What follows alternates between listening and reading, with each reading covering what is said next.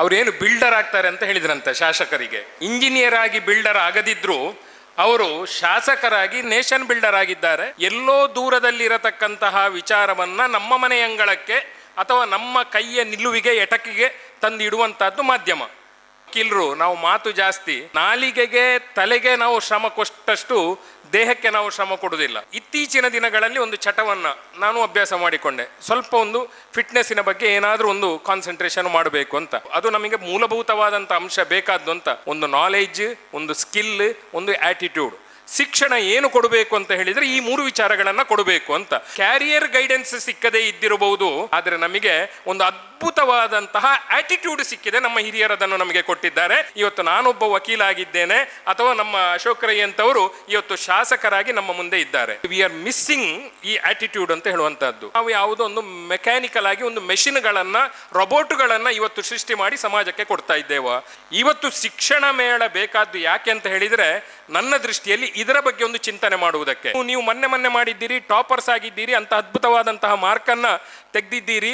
ಈಗ ಯಾಕೆ ಇಲ್ಲಿ ನಿಮ್ಮಲ್ಲಿ ನಾನು ಇನ್ನು ಕೆಲವೇ ದಿನ ಆಯ್ತು ಅಷ್ಟೇ ನಿಮ್ಮಲ್ಲಿ ಕೇಳಿದರೆ ನಿಮಗೆ ಖಾಲಿ 50% ಸಿಗ್ತಾ ಇದೆ ಅಂತ ಹೇಳಿದರೆ, ಅವರಿಗೆ ನಾವು ಎಜುಕೇಷನ್ ಅನ್ನು ಕೊಟ್ಟಿದ್ದೇವೆ ಯಾವುದಕ್ಕೆ ಅಂತ ಹೇಳಿದರೆ to be sustain in the race.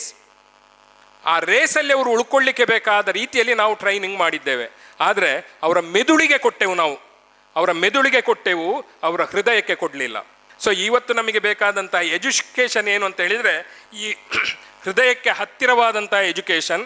ಬದುಕಿನ ಗಮ್ಯದೆಡೆಗೆ ದಾರಿಗಳಿವೆ 100,000 ಬಹಳ, ಆದರೆ ಸಹಜವಾಗಿಯೇ ಯಾವ ದಾರಿಯನ್ನು ಆಯ್ದುಕೊಳ್ಳಲಿ ಎಂಬುದು ನಮ್ಮ ನಿತ್ಯ ನಿರಂತರ ತಳಮಳ. ತೆರೆ ಸರಿಸಿ ಪೊರೆ ಸರಿಸಿ ಕತ್ತಲೆಯ ಬದಿಗಿರಿಸಿ ಗುರಿಯ ತೋರುವ ಕೈದೀಪವೇ ನಮ್ಮ ಇಂದಿನ ಶೈಕ್ಷಣಿಕ ಮೇಳ. ಜೋಯಿಶ್ರೀ ಏನು ಹೇಳಿದ್ದಾರೆ, ಆ ಹೇಳಿದ್ದು ತಪ್ಪಾಗಲಿಲ್ಲ ಅಂತ. ಅವರೇನು ಬಿಲ್ಡರ್ ಆಗ್ತಾರೆ ಅಂತ ಹೇಳಿದ್ರಂತೆ ಶಾಸಕರಿಗೆ. ಆದರೆ ನನಗನ್ನಿಸಿತ್ತು, ಬಿಲ್ಡರ್ ಅಂತ ಹೇಳಿದರೆ ಇಂಜಿನಿಯರ್ ಆಗಿ ಬಿಲ್ಡರ್ ಆಗದಿದ್ದರೂ ಅವರು ಶಾಸಕರಾಗಿ ನ್ಯಾಷನಲ್ ಬಿಲ್ಡರ್ ಆಗಿದ್ದಾರೆ, ನೇಷನ್ ಬಿಲ್ಡರ್ ಆಗಿದ್ದಾರೆ. ಆ ರೀತಿಯಲ್ಲಿ ನಿಜಾರ್ಥದಲ್ಲಿ ಆ ಪಂಡಿತರ ಮಾತೇನಿದೆ ಅದು ಸುಳ್ಳಾಗಲಿಲ್ಲ ಅಂತ ಹೇಳುವಂಥ ಒಂದು ಭಾವನೆ ಒಂದು ಗಳಿಗೆ ಮನಸ್ಸಿಗೆ ಬಂತು. ಇದರ ಜೊತೆಯಲ್ಲಿ ನೋಡಿ, ನಾವು ಮಾಧ್ಯಮ ಅಂತ ಹೇಳ್ತೇವೆ. ಏನು ಈ ಮಾಧ್ಯಮ ಅಂತ ಹೇಳಿದರೆ? ಮಾಧ್ಯಮ ಅಂತ ಹೇಳಿದರೆ ಬಹಳ ಸರಳವಾಗಿ ನಾವು ಹೇಳುವುದಿದ್ರೆ, ಎಲ್ಲೋ ದೂರದಲ್ಲಿರತಕ್ಕಂತಹ ವಿಚಾರವನ್ನು ನಮ್ಮ ಮನೆ ಅಂಗಳಕ್ಕೆ ಅಥವಾ ನಮ್ಮ ಕೈಯ ನಿಲುವಿಗೆ ಎಟಕಿಗೆ ತಂದಿಡುವಂಥದ್ದು ಮಾಧ್ಯಮ. ಇವತ್ತು ಸುದ್ದಿ ಸಂಸ್ಥೆ ನಿಜವಾಗಿ ಒಂದು ಮಾಧ್ಯಮವಾಗಿ ಒಂದು ಕಾರ್ಯನಿರ್ವಹಿಸ್ತಾ ಇದೆ, ಅತ್ಯಂತ ಜವಾಬ್ದಾರಿಯುತವಾಗಿ ಕಾರ್ಯನಿರ್ವಹಿಸ್ತಾ ಇದೆ. ಎಲ್ಲೋ ಈ ಭಾಗದ ಈ ವಿದ್ಯಾರ್ಥಿಗಳ ಕೈಯ ನಿಲುವಿನಲ್ಲಿ ಇಲ್ಲದಂತಹ ಶೈಕ್ಷಣಿಕ ಸಂಸ್ಥೆಗಳನ್ನು ಪುತ್ತೂರಿನ ಮನೆ ಬಾಗಿಲಿಗೆ ತಂದು ಇಡ್ತಾ ಇದೆ. ಈ ರೀತಿಯಲ್ಲಿ ನಿಜವಾದ ಅರ್ಥದಲ್ಲಿ ಮಾಧ್ಯಮವಾಗಿ ಸುದ್ದಿ ಬಳಗ ಇವತ್ತು ಕೆಲಸ ಮಾಡ್ತಾ ಇದೆ ಅಂತ ಹೇಳುವಂಥದ್ದನ್ನು ಹೇಳ್ತಾ ಅವರನ್ನು ಅತ್ಯಂತ ಆತ್ಮೀಯವಾಗಿ ಅಭಿನಂದಿಸ್ತಾ ಇದ್ದೇನೆ.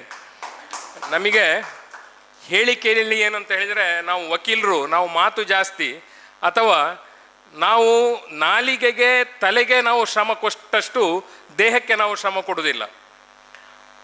ಅಂದರೆ ನಾನು ಹೇಳಿದಂಥದ್ದು ದೈಹಿಕವಾದಂತಹ ಕ್ಷಮತೆ ವ್ಯಾಯಾಮಗಳು ಕಡಿಮೆ.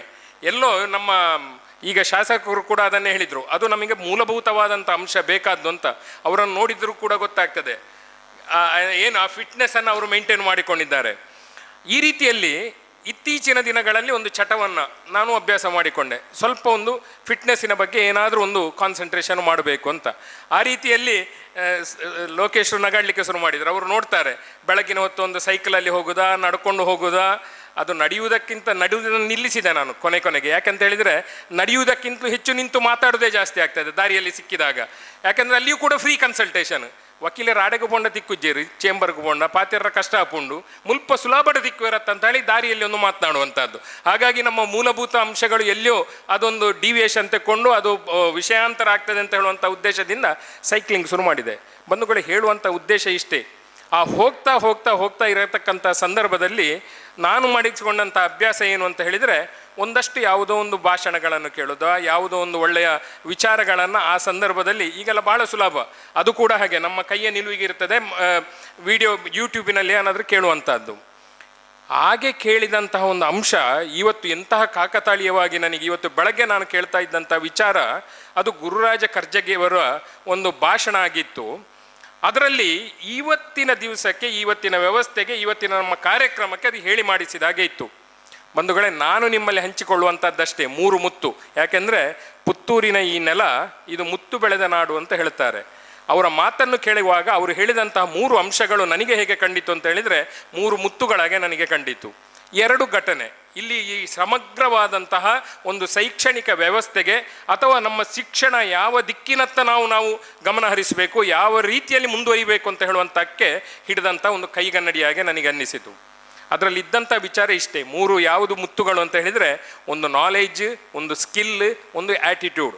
ಶಿಕ್ಷಣ ಏನು ಕೊಡಬೇಕು ಅಂತ ಹೇಳಿದರೆ ಈ 3 ವಿಚಾರಗಳನ್ನು ಕೊಡಬೇಕು ಅಂತ. ಈ 3 ಇಲ್ಲದಿದ್ದರೆ ಅದು ಏನು ಶಿಕ್ಷಣ?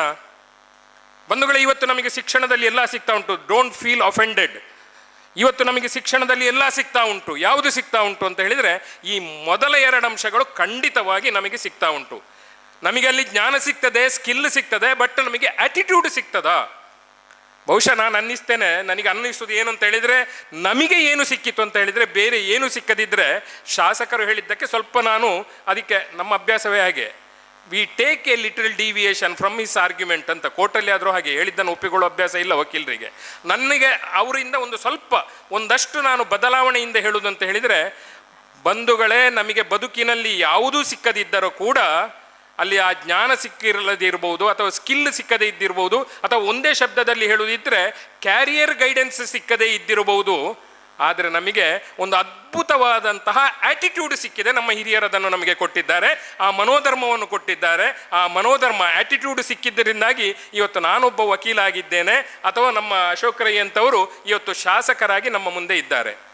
ಇವತ್ತು ನಮಗೆ ವಿ ಆರ್ ಮಿಸ್ಸಿಂಗ್ ಈ ಆ್ಯಟಿಟ್ಯೂಡ್ ಅಂತ ಹೇಳುವಂಥದ್ದು. ಸ್ಕಿಲ್ ಕೊಡ್ತಾ ಇದ್ದೇವೆ sir, no definite, but whether we are really producing valuable persons to the society, ಅಂಥವರನ್ನು ನಾವು ಕೊಡ್ತಾ ಇದ್ದೇವಾ? ಅಥವಾ ನಾವು ಯಾವುದೋ ಒಂದು ಮೆಕ್ಯಾನಿಕಲ್ ಆಗಿ ಒಂದು ಮೆಷಿನ್ಗಳನ್ನು, ರೊಬೋಟ್ಗಳನ್ನು ಇವತ್ತು ಸೃಷ್ಟಿ ಮಾಡಿ ಸಮಾಜಕ್ಕೆ ಕೊಡ್ತಾ ಇದ್ದೇವಾ ನಮ್ಮ ಶಿಕ್ಷಣ ವ್ಯವಸ್ಥೆಯಲ್ಲಿ? ಇವತ್ತು ಶಿಕ್ಷಣ ಮೇಳ ಬೇಕಾದ್ದು ಯಾಕೆ ಅಂತ ಹೇಳಿದರೆ, ನನ್ನ ದೃಷ್ಟಿಯಲ್ಲಿ ಇದರ ಬಗ್ಗೆ ಒಂದು ಚಿಂತನೆ ಮಾಡುವುದಕ್ಕೆ. ಇವತ್ತು ನೀವು ದಾರಿದೀಪವಾಗುವುದರ ಜೊತೆಗೆ ಒಂದು ಆತ್ಮವಿಮರ್ಶೆಯ ಕಾರ್ಯ ಕೂಡ ನಡಿಬೇಕು ಅಂತ ಹೇಳುವಂಥದ್ದು ನನ್ನ ಕಳಕಳಿಯ ಪ್ರಾರ್ಥನೆ. ಹಾಗಾಗಿ ನಾವು ಸ್ಕಿಲ್ ಕೊಡ್ತಾ ಇದ್ದೇವೆ. ಈ ಆ್ಯಟಿಟ್ಯೂಡ್ ಅಂತ ಹೇಳುವಂಥದ್ದಕ್ಕೆ 2 ಘಟನೆಯನ್ನು ನಾನು ಹೇಳುವಂಥದ್ದು. 3 ಮುತ್ತು ಏನು ಅಂತ ಗೊತ್ತಾಯಿತು. ಇದಕ್ಕೆ ಎಷ್ಟು ವಿಶಾಲವಾದ ಅರ್ಥ ವಿಶ್ಲೇಷಣೆಯನ್ನು ನಾವು ಕೊಡಲಿಕ್ಕೆ ಸಾಧ್ಯ ಉಂಟು. ಆ ಆ್ಯಟಿಟ್ಯೂಡ್ನ ಬಗ್ಗೆ ಅವರು 2 ಘಟನೆಯನ್ನು ಹೇಳಿದರು. ಆ 2 ಘಟನೆಯನ್ನು ಕೇಳುವಾಗ ಕೂಡ ನನಗೆ ಅನ್ನಿಸಿದ್ದು ಏನು ಅಂತ ಹೇಳಿದರೆ, ಗುರುರಾಜ ಅವರು ಹೇಳ್ತಾ ಇದ್ದಾರೆ ಅಂತ ಒಂದು ಪ್ಯಾಕೇಜ್, ಈಗೆಲ್ಲ ಗೊತ್ತಿದೆ ಎಲ್ಲ ಪ್ಯಾಕೇಜ್ಗಳು, ಈ ಪ್ಯಾಕೇಜ್ ಕೂಡ ಸಿಕ್ಕಿತ್ತು ಅವನಿಗೆ. ನನಗೆ ಗೊತ್ತಿದ್ದಾಗೆ ತಿಂಗಳಿಗೆ 6 ಲಕ್ಷವ 7 ಲಕ್ಷವ ಆ ಪ್ಯಾಕೇಜ್ ಇತ್ತು. 6 ರಿಂದ 7 ಲಕ್ಷ ಪ್ಯಾಕೇಜ್ ಇತ್ತು. ಅತ್ಯಂತ ಖುಷಿಯಾಗಿದ್ದ, ಮದುವೆ ಆದ, 2 ಮಕ್ಕಳಾಯಿತು, ದೊಡ್ಡ ಮನೆಯನ್ನು ಕಟ್ಟಿದ, ಏನು ನಮ್ಮ ಲಕ್ಸುರಿ ಕಾರು ಬಂತು, ಜೀವನದಲ್ಲಿ ಇರತಕ್ಕಂತಹ ಸಕಲ ಸುಖ ಸೌಭಾಗ್ಯಗಳು ಕೂಡ ಅವನಿಗೆ ಬಂದಾಯಿತು. Sir, unfortunately one fine day, ಈಗ recently he has committed the suicide. ಅವನು ಆತ್ಮಹತ್ಯೆಗೆ ಮೊರೆ ಹೋಗ್ತಾನೆ. ಇವತ್ತು ನಮ್ಮ ವಿದ್ಯಾರ್ಥಿಗಳನ್ನ ಕೂಡ ನೋಡಿದ್ರೆ ನಮಗೆ ಏನಾಗ್ತಾ ಇದೆ ಅಂತ ಹೇಳಿದ್ರೆ, ಒಂದು ಶಾಪವಾಗಿ ಬರ್ತಾ ಇರತಕ್ಕಂಥದ್ದು ಆತ್ಮಹತ್ಯೆ. ನಮಗೆ SSLC ರಿಸಲ್ಟ್ ಬರ್ತದೆ, PU ರಿಸಲ್ಟ್ ಬರ್ತದೆ ಅಂತ ಹೇಳಿದ್ರೆ ಸರ್, ಮರುದಿವಸ ಪೇಪರ್ ಅನ್ನು ನೋಡೋದು ಬೇಡ ಅಂತ ಆಗ್ತದೆ. ಸುದ್ದಿಯನ್ನು ಓದುದು ಬೇಡ ಅಂತ ನಾನು ಹೇಳಿದ್ದೆ, ಯಾವುದೇ ಪತ್ರಿಕೆಯನ್ನು ಓದುದು ಬೇಡ ಅಂತ ಆಗ್ತದೆ. ಯಾಕೆ ಅಂತ ಹೇಳಿದ್ರೆ ಅದರಲ್ಲಿರುವಂತದ್ದು ಹೆಡ್ಲೈನ್ಸ್ ಅಲ್ಲಿ ಮರು ದಿವಸ ಪರೀಕ್ಷೆಯಲ್ಲಿ ಫೈಲ್ ಆದ ಅಂತ ಹೇಳಿ ವಿದ್ಯಾರ್ಥಿ ಆತ್ಮಹತ್ಯೆ ಅಂತ. ಸರ್, ನಾವು ಯಾವುದನ್ನು ಕೊಡ್ಲಿಲ್ಲ ಅಂತ ಹೇಳಿದ್ರೆ ಇಲ್ಲಿ ನನಗೆ ಅನ್ನಿಸುವಂತದ್ದು ಆಟಿಟ್ಯೂಡ್ ನಾವು ಕೊಡ್ಲಿಲ್ಲ, ಮನೋಧರ್ಮ ಕೊಡ್ಲಿಲ್ಲ. ಹಾಗಾಗಿ ಈಸ್ ಕಮಿಟಿಂಗ್ ಸುಸೈಡ್. ನಾನು ಕೇಳಿದೆ ಅವರ ಮನೆಯವರಲ್ಲಿ, ಏನಾಯ್ತು ಇವರಿಗೆ, ಏನು ಯಾಕೆ ಹೀಗೆ ಕಾರಣ ಆಯ್ತು ಅಂತ ಹೇಳುವಾಗ, ಸರ್ ಏನಿಲ್ಲ, ಅಮೆರಿಕದಲ್ಲಿ ಈಗ ರಿಸೆಷನ್ ಶುರುವಾಗಿದೆ ಅಂತೆ, ಅಲ್ಲಿ ಬಹಳ ಸುಲಭದಲ್ಲಿ ಕೆಲಸದಿಂದ ತೆಗೆದು ಹಾಕ್ತಾರೆ ಅಂತೆ. ಏನಿಲ್ಲ, ಒಂದು ಪಿನ್ ಕಾರ್ಡ್ ಅಂತ ಕೊಡುದಂತೆ, thanks for your service till today ಅಂತ ಹೇಳುವಂತ ಒಂದು pin card. Pink is the symbol of love ಅಂತ ಕೂಡ ಅವರೊಂದು. ಆದ್ರೆ anticipating that in another day ನನಗೆ ಕೂಡ ಇಂಥದ್ದೊಂದು ಪಿಂಕ್ ಕಾರ್ಡ್ ಸಿಗ್ತದೆ ಅಂತ ಹೇಳುವಂತಹ ಒಂದು ಆಲೋಚನೆಯ, ದುರಾಲೋಚನೆಯ, ಎಂಥದ್ದು ಬೇಕಾದ್ರೆ ನಾವು ಹೆಸರು ಕೊಡುವ ಅಂತಹ ಒಂದು ಕಾರಣಕ್ಕಾಗಿ, ಹಾಗೆ ಇದ್ರೆ ನಾನು ಹೇಗೆ ಬದುಕುದು ಅಂತ ಹೇಳುವಂಥದ್ದಕ್ಕೆ he has committed the suicide. Sir, ಏನು ಕೊಡಲಿಲ್ಲ ಅಂತ ಹೇಳಿದರೆ ನಾವು ಮನೋಧರ್ಮ ಕೊಡಲಿಲ್ಲ. After all, if you lose one job in America, still there is abundant scope even in India ಅಂತ ಹೇಳುವಂಥದ್ದನ್ನು, ಅಥವಾ ನಿನ್ನ ನೆಲದಲ್ಲಿಯೇ ನಿನ್ನ ಬದುಕನ್ನು ಕಟ್ಟಿಕೊಳ್ಳಬಹುದು ಅಂತ ಹೇಳುವಂತಹ ಒಂದು ಸಣ್ಣ ಮಾರ್ಗದರ್ಶನವನ್ನು ನಾವು ಅವನಿಗೆ ಕೊಡ್ತಿದ್ರೆ, ಈ ವಿದ್ಯಾಭ್ಯಾಸದಲ್ಲಿ ಅವನಿಗೆ ಸಿಗ್ತಿದ್ರೆ, ನಮಗೆ ಅಂತಹ ಒಂದು ಅದ್ಭುತವಾದಂತಹ ಒಂದು ಪ್ರತಿಭೆ ನಷ್ಟ ಆಗ್ತಾ ಇರಲಿಲ್ಲ. ಗುರುರಾಜ ಕರ್ಜಗಿ ಅವರು ಇನ್ನೊಂದು ಹೇಳಿದಂಥದ್ದು, ಒಮ್ಮೆ ಅವರಿಗೆ ಇದು ನನಗೆ ಖಂಡಿತು ಇಲ್ಲಿ ಕೂಡ ಇದೆ ಅಲ್ವ ಆಗ್ತಾ ಇರುವಂಥದ್ದು ಅಂತ, ಅಥವಾ ಇವತ್ತು ಕೂಡ ಅವರು ಹೇಳುವಾಗ ಕೂಡ ಅವರು ಹೇಳಿದರು, ಒಳ್ಳೆಯ ಒಂದು ಮಾತನ್ನು ಲೈವ್ ಎಕ್ಸಾಂಪಲ್ ಕೊಟ್ಟರು ಶಾಸಕರು. ನಾನು ಅದನ್ನೇ ನೆನಪಿಸಿಕೊಳ್ತಾ ಹೇಳುವಂಥದ್ದು, CET ಎಕ್ಸಾಮ್ ಆಯ್ತು. ಅವರು ಹೇಳಿದರು CET IAS ಇನ್ನಂಥದ್ದು ಇದೆಲ್ಲ. CET ಎಕ್ಸಾಮ್ ಆದ ನಂತರ ಒಮ್ಮೆ ಕರ್ಜಗಿಯವರಿಗೆ ಒಂದು 10 ಜನರನ್ನು, ಈ ಎಜುಕೇಷನ್ ಡಿಪಾರ್ಟ್ಮೆಂಟ್ನವರು ಎಲ್ಲರೂ ಸೇರಿಕೊಂಡು ಒಂದು 10 ಜನರ ಒಂದು ಇವರಿಗೆ ಟೀಮನ್ನು ಅವರಿಗೆ ಕೊಟ್ಟಂತೆ. ಸರ್, ನೀವು ಇವರಿಗೆ ಒಂದು ಕ್ಲಾಸ್ ತಗೊಳ್ಬೇಕು, ಇವರನ್ನು ಒಂದು ಟ್ರೈನಿಂಗ್ ಮಾಡಬೇಕು, ನೀವು ಇವರಿಗೆ ಏನು ಬೇಕು ಅದನ್ನು ಕೊಡುವಂಥ ಒಂದು ವ್ಯವಸ್ಥೆಯನ್ನು ಮಾಡಬೇಕು ಅಂತ ಹೇಳಿದ್ರಂತೆ. ಇವರು 10 ಜನರನ್ನು ಕೂಡ ಕರೆದ್ರು. 10 ಜನರನ್ನು ಕರೆದ ನಂತರ ಅವರಿಗೆ ಕೆಲವು ಪ್ರಶ್ನೆಗಳನ್ನು ಕೇಳಿದ್ರಂತೆ. ಅದು ಯಾವುದಕ್ಕೆ ಪ್ರಶ್ನೆಗಳನ್ನು ಕೇಳಿದಂಥದ್ದು ಅಂತ ಹೇಳಿದರೆ, CETಯಲ್ಲಿ ಅವರು ಟಾಪರ್ಸ್, ಜಸ್ಟ್ ಇಮ್ಯಾಜಿನ್, CETಯಲ್ಲಿ ಅವರು ಟಾಪರ್ಸ್, ಅವರಲ್ಲಿ ಕೆಲವು ಪ್ರಶ್ನೆಗಳನ್ನು ಕೇಳಿದ್ರು. ಯಾವುದಕ್ಕೆ ಕೇಳಿದ್ದು ಅಂತ ಹೇಳಿದರೆ, ಶೈಕ್ಷಣಿಕ ವಿಚಾರದ ಬಗ್ಗೆ ಪ್ರಶ್ನೆಗಳನ್ನು ಕೇಳಿದ್ದು. ಸರ್, ಶೈಕ್ಷಣಿಕ ವಿಚಾರವಾದಂತಹ ಪ್ರಶ್ನೆಗಳನ್ನು ಕೇಳಿ ಅಲ್ಲಿ ವ್ಯಾಲ್ಯೂಯೇಷನ್ ಮಾಡುವಾಗ ಅವರಿಗೆ ಸಿಕ್ಕಿದಂತಹ mark 50%. Those who are toppers in CET, ಅವರಿಗೆ ಇಲ್ಲಿ ಅಚೀವ್ಮೆಂಟ್ ಏನು ಅಂತ ಹೇಳಿದರೆ 50%. ಆವಾಗ ಅವರಲ್ಲಿ ಇವರು ಕೇಳಿದ್ರಂತೆ, ಯಾಕೆ ನೀವು ಹೀಗೆ ಆಯಿತು, ಯಾಕೆ ನೀವು ಮೊನ್ನೆ ಮಾಡಿದ್ದೀರಿ, ಟಾಪರ್ಸ್ ಆಗಿದ್ದೀರಿ, ಅಂತ ಅದ್ಭುತವಾದಂತಹ ಮಾರ್ಕನ್ನು ತೆಗೆದಿದ್ದೀರಿ, ಈಗ ಯಾಕೆ ಇಲ್ಲಿ ನಿಮ್ಮಲ್ಲಿ ನಾನು ಇನ್ನು ಕೆಲವೇ ದಿನ ಆಯ್ತು ಅಷ್ಟೇ ನಿಮ್ಮಲ್ಲಿ ಕೇಳಿದರೆ ನಿಮಗೆ ಖಾಲಿ 50% ಸಿಗ್ತಾ ಇದೆ ಅಂತ ಹೇಳಿದರೆ, ಸಾರ್ ಅದು ಕಲ್ತಾಯಿತು, ಎಕ್ಸಾಮ್ ಆಗಿ ಆಯಿತು, ಮರ್ತು ಬಿಟ್ಟೆವು ಅಂತ. ಸರ್ ಗಮನಿಸಿ, ಆ್ಯಟಿಟ್ಯೂಡ್, ಅದ್ಭುತವಾದಂತಹ ಒಂದು ಸಂದೇಶ ಇದೆ. ಅವರಿಗೆ ನಾವು ಶೈಕ್ಷಣಿಕ ಶಿಕ್ಷಣವನ್ನು ಕೊಟ್ಟಿದ್ದೇವೆ, ಅವರಿಗೆ ನಾವು ಎಜುಕೇಷನನ್ನು ಕೊಟ್ಟಿದ್ದೇವೆ. ಯಾವುದಕ್ಕೆ ಅಂತ ಹೇಳಿದರೆ, to be sustain in the race. ಆ ರೇಸಲ್ಲಿ ಅವರು ಉಳ್ಕೊಳ್ಳಿಕ್ಕೆ ಬೇಕಾದ ರೀತಿಯಲ್ಲಿ ನಾವು ಟ್ರೈನಿಂಗ್ ಮಾಡಿದ್ದೇವೆ. ಆದರೆ ಅವರ ಮೆದುಳಿಗೆ ಕೊಟ್ಟೆವು, ನಾವು ಅವರ ಮೆದುಳಿಗೆ ಕೊಟ್ಟೆವು, ಅವರ ಹೃದಯಕ್ಕೆ ಕೊಡಲಿಲ್ಲ. ನಾವು ನಮ್ಮ ಹೃದಯಕ್ಕೆ ಕೊಟ್ಟದ್ದು ಅದು ಶಾಶ್ವತವಾಗಿ ಉಳಿತದಂತೆ, ಆದರೆ ಮೆದುಳಿಗೆ ಕೊಟ್ಟಂಥದ್ದು ಅದು ಕೆಲವೇ ದಿವಸದಲ್ಲಿ ಮರೆತು ಹೋಗ್ತದೆ. ಸೊ ಇವತ್ತು ನಮಗೆ ಬೇಕಾದಂಥ ಎಜುಕೇಷನ್ ಏನು ಅಂತ ಹೇಳಿದರೆ, ಈ ಹೃದಯಕ್ಕೆ ಹತ್ತಿರವಾದಂಥ ಎಜುಕೇಷನ್. ಶೈಕ್ಷಣಿಕ ಮೇಳದಲ್ಲಿ ನನ್ನ ಕಾಳಜಿ, ನನ್ನ ಕಳಕಳಿ ಏನು ಅಂತ ಹೇಳಿದರೆ, ಈ heart, which it is close to our heart ಅಂತ ಹೇಳ್ತೇವೆ, ಅಂಥದ್ದು ಸಿಕ್ಕಿದ್ರೆ. ಅವರು ಹೇಳಿದರು, ಅವರು ಹೇಳಿದ್ದಕ್ಕೆ ಪೂರಕವಾಗಿ ಶಾಸಕರ ಒಂದು ಮಾತು ಹೇಳ್ತೇನೆ. ಅವರು, ನಾನು MCOM ಮಾಡಿದೆ ಪೊಲಿಟಿಕಲ್ ಸೈನ್ಸ್ ಅಂತ, ಎಂಥ ಕಾಕತಾಳೀಯ ನೋಡಿ, ಅವರು ಪೊಲಿಟಿಕಲ್ ಸೈನ್ಸ್ ಮಾಡಿ ಪೊಲಿಟಿಷಿಯನ್ ಆದರು. ನಾನು ಕೂಡ ಮಾಡಿದೆ. ಯಾವಾಗ ಅಂತ ಹೇಳಿದರೆ, ಆಫ್ಟರ್ ಕಂಪ್ಲೀಟಿಂಗ್ ಮೈ ಎಜುಕೇಷನ್, ನನ್ನ ಪ್ರಾಕ್ಟೀಸ್ ಎಲ್ಲ ಆದ ನಂತರ, in the age of my 52 years ನಾನು ಕೂಡ MA ಮಾಡಿದೆ, ಪೊಲಿಟಿಕಲ್ ಸೈನ್ಸ್ ಮಾಡಿದೆ. ಯಾಕೆ ಮಾಡಿದೆ ಅಂತ ಹೇಳಿದರೆ, ನಾನು ಅದರಲ್ಲಿ ಕಂಡುಕೊಂಡಂಥ ಒಂದು ಸತ್ಯ ಏನಂತ ಹೇಳಿದರೆ, ಸರ್ ನನಗೆ I never felt that I am appearing for N exam. ಮುಂಚಿನ ದಿವಸದ ತನಕ ಕೂಡ ನಾನು ನನ್ನ ಸಹಜವಾಗಿ ಕೋರ್ಟಿನ ಎಲ್ಲ ಕಲಾಪಗಳಲ್ಲಿ ಭಾಗವಹಿಸಿದ್ದೇನೆ. ಮರುದಿವಸ ಹೋಗಿ ಎಕ್ಸಾಮ್ ಬರೆದಿದ್ದೇನೆ. ಯಾಕೆಂದರೆ I was just loving that. ಆ ಕಲಿಯುವಿಕೆ ಅಂತ ಹೇಳುವಂಥದ್ರ ಬಗ್ಗೆ ನನಗೊಂದು ಅನನ್ಯವಾದಂತಹ ಪ್ರೀತಿ ಇತ್ತು, ಅಪೇಕ್ಷೆ ಇತ್ತು. ಅದರಿಂದಾಗಿ ನನಗೆ ಕಷ್ಟ ಆಗಲಿಲ್ಲ. ನಾನು ಒಂದು ಡಿಫರೆನ್ಸನ್ನು ಕಂಡುಕೊಂಡೆ, ಏನು ಅಂತ ಹೇಳಿದರೆ, there is A lot of difference in adult learning and school learning. ಈ ಅಡಲ್ಟ್ ಲರ್ನಿಂಗ್ ಅಂತ ಹೇಳ್ತೇವಲ್ಲ, ಎಂಥ ಅದ್ಭುತವಾಗಿ ಬರ್ತದೆ ಸರ್. ನಾನು ಇದನ್ನು ಅತಿಶಯೋಕ್ತಿಯಾಗಿ ಹೇಳೋದಿಲ್ಲ. ಅಲ್ಲಿ ನಿಮ್ಮ ಕರಪ್ಷನ್ನ ಬಗ್ಗೆ ಒಂದು ಸಬ್ಜೆಕ್ಟ್ ಬರ್ತದೆ ಪೊಲಿಟಿಕಲ್ ಸೈನ್ಸಲ್ಲಿ. ಕರಪ್ಷನ್ನ ಬಗ್ಗೆ ಬರುವಾಗ ನಾನು ಮೇ ನೈ ಕಾವುಂಗ ಕಾನೆ ನೈ ದುಂಗ ಅಂತ ಹೇಳುವಂತಹ ಸಹಜವಾಗಿ ನನಗೆ ಒಂದು ಯಾವುದು ನಮ್ಮ ಪ್ರಧಾನಿಯವರು ಹೇಳಿದಂಥ ಒಂದು ಶಬ್ದ ಇತ್ತು, ಆ ಶಬ್ದವನ್ನು ಕೂಡ ನಾನು ನನ್ನ ಪೇಪರಲ್ಲಿ ಆನ್ಸರ್ ಬರೆಯುವಾಗ ಬರೆದಿದ್ದೇನೆ. ಯಾಕೆಂತ ಹೇಳಿದರೆ, ನಮಗೆ ಆ ಇನ್ಫಾರ್ಮೇಷನನ್ನು ನಾವು ಕಲೆಕ್ಟ್ ಮಾಡಿರ್ತೇವೆ, ಅದನ್ನು ನಮ್ಮ ಹೃದಯದಲ್ಲಿ ಎಲ್ಲಿಯೋ ನಾವು ಜೋಪಾನವಾಗಿ ಕಾಯ್ದಿರಿಸಿರ್ತೇವೆ. ಹಾಗಾಗಿ ಅದಲ್ಲಿ ಸಹಜವಾಗಿ ಬರ್ತದೆ. ಈ ರೀತಿಯಂತಹ ಒಂದು ಎಜುಕೇಷನನ್ನು ಕೊಡುವಂತಹ ಒಂದು ನಿಟ್ಟಿನಲ್ಲಿ ಈ ಒಂದು ನಮ್ಮ ವ್ಯವಸ್ಥೆ ದಾರಿದೀಪವಾಗಲಿ ಅಂತ ಹೇಳ್ತಾ ಮುಗಿಸುವ ಮುನ್ನ, ಯಾಕೆಂದರೆ ಸಾಮಾನ್ಯವಾಗಿ ಏನಂತ ಹೇಳಿದರೆ, ಕಜೆಯವರು ಬಂದರು, ಒಂದು ಭಾಷಣ ಮಾಡಿದರು ಅಂತ ಹೇಳಿದರೆ ಕೊನೆಯಲ್ಲಿ ಒಂದು ಕವನ ಇರ್ತದೆ ಅಂತ. ಏನಲ್ಲದಿದ್ದರೆ ಸಿಂಚನ ಕೇಳ್ತಾರೆ. ಮತ್ತು ಸಿಂಚನ ಅಂದರೆ ಶಿವಾನಂದ್ರ, ಏನು ಇವತ್ತು ನೀವೇನು ಹೇಳಲಿಲ್ಲ ಸರ್ ಅಂತ. ಹಾಗಾಗಿ ಆ ಒಂದು ಪ್ರೀತಿಗಾಗಿ ಬದುಕಿನ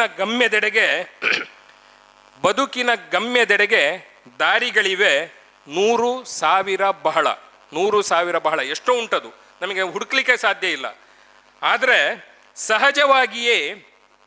ಸಹಜವಾಗಿ ನಮ್ಮೊಳಗೆ ಬರುವಂಥದ್ದು, ಸಹಜವಾಗಿಯೇ ಯಾವ ದಾರಿಯನ್ನು ಆಯ್ದುಕೊಳ್ಳಲಿ ಎಂಬುದು ನಮ್ಮ ನಿತ್ಯ ನಿರಂತರ ತಳಮಳ. ನಮಗೆ ಗೊತ್ತಿಲ್ಲ ಯಾವುದನ್ನು ಆಯ್ಕೆ ಮಾಡುವಂಥದ್ದು ಅಂತ ಗೊತ್ತಿಲ್ಲ ನಮಗೆ. ನಾವು ಫೇಲ್ ಆಗೋದಷ್ಟೇ. ಈಗ ನಮಗೆ ಬೇಕಾದ್ದೇನು, ಇಲ್ಲಿರತಕ್ಕಂಥ ಒಂದು ಅದ್ಭುತವಾದಂತಹ ಪೊಟೆನ್ಸ್ ಇರತಕ್ಕಂತಹ, ಆ ಸಾಮರ್ಥ್ಯ ಇರತಕ್ಕಂತಹ ಒಂದಷ್ಟು ವಿದ್ಯಾರ್ಥಿಗಳಿದ್ದಾರೆ. ಅವರ ಒಳಗೆ ಶಕ್ತಿಯ ಜ್ವಾಲಾಮುಖಿ ಅದು ಚಿಮ್ತಾ ಉಂಟು. ಆದರೆ ಅದನ್ನು ಏನು ಮಾಡಬೇಕು ಅಂತ ಹೇಳಿದರೆ ಒಂದು ಒಂದು ಗಮ್ಯದತ್ತ ಸಾಗಿಸುವಂಥ ಒಂದು ವ್ಯವಸ್ಥೆ ಮಾಡಬೇಕು. ಅವರಿಗೆ ಗೊತ್ತಿಲ್ಲ ಅದು. ಅದಕ್ಕಾಗಿ ತಳಮಳ. ತೆರೆ ಸರಿಸಿ ಪೊರೆ ಸರಿಸಿ ಕತ್ತಲೆಯ ಬದಿಗಿರಿಸಿ, ತೆರೆ ಸರಿಸಿ ಪೊರೆ ಸರಿಸಿ ಕತ್ತಲೆಯ ಬದಿಗಿರಿಸಿ, ಗುರಿಯ ತೋರುವ ಕೈದೀಪವೇ ನಮ್ಮ ಇಂದಿನ ಶೈಕ್ಷಣಿಕ ಮೇಳ. ನಮಸ್ಕಾರ. ಅತ್ತೆ, ಇದು ನನ್ನ ಬರ್ಡೇ ಗಿಫ್ಟ್. ಇದೆಲ್ಲ ಜೀವನದಲ್ಲಿ ನನಗೋಸ್ಕರ ತಗೊಂಡ್ಬಂದಿದ್ದಾರೆ. ನಿನ್ ಮೇಲೆ ತುಂಬಾ ಚೆನ್ನಾಗಿ ಕಾಣುತ್ತೆ. ಇದು ತುಂಬಾ ಚೆನ್ನಾಗಿದೆ ಅಲ್ವಾ? ತುಂಬಾ ಚೆನ್ನಾಗಿದೆ.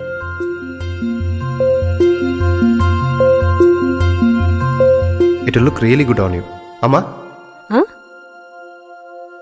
Mother is always son's first love.